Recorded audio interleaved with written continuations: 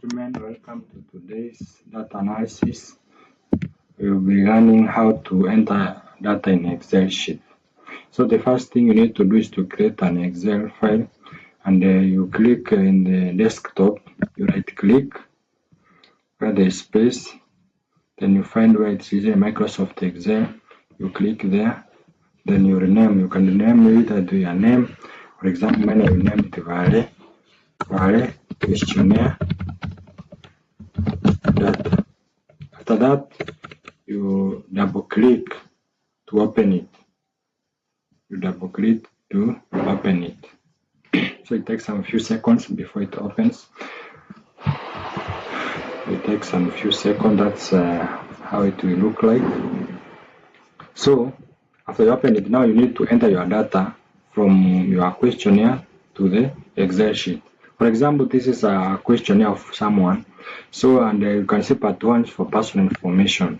So beginning by writing this personal information or the demographics. Just transfer the data. You can just copy and paste to the. You can just copy and paste it here. Just paste it here. So for under personal information, you have some few questions. Number one, you have is gender. You have gender. You can copy that gender, or you can write it gender. So you will be writing it in column sections. The second question you write in the second column. Second question is about how long have you worked. That one, you write it there. The third question you write in the third column. That question is about level of education. You write it there. So you paste the third column. So utajaza zote. Kama uko na maswali ya personal information, kama ni matao naandika yote. Ukishamaliza, so you can proceed. This person had so many personal information, so utaandika zote. So ukishamaliza hizo, unaendelea na part B, part C. Endelea na now the variables zenye ulikuwa nazo kwa nini yako ya in your study. Unaendelea bila kuruka any space.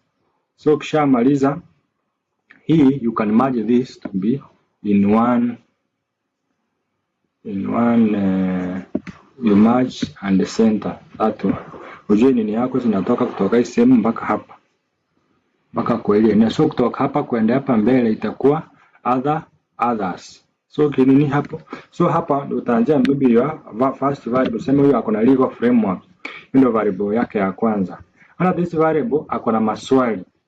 Ako na maswali ya hiyo study yake ambayo yalikuwa under this you have several questions. Kuna swali la kwanza, you copy that question because typing it can take you long because you have the question, you copy that in ya kwanza. You go and copy the second question.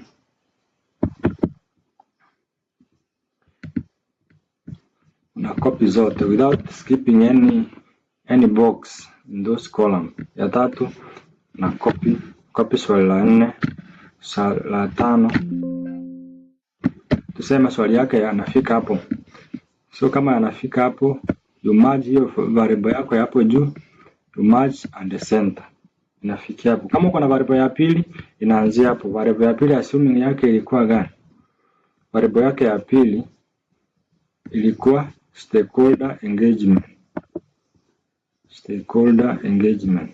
So unaweka stakeholder engagement. Pia maswali yake, so unaanza kwa stakeholder, unaweka maswali yake.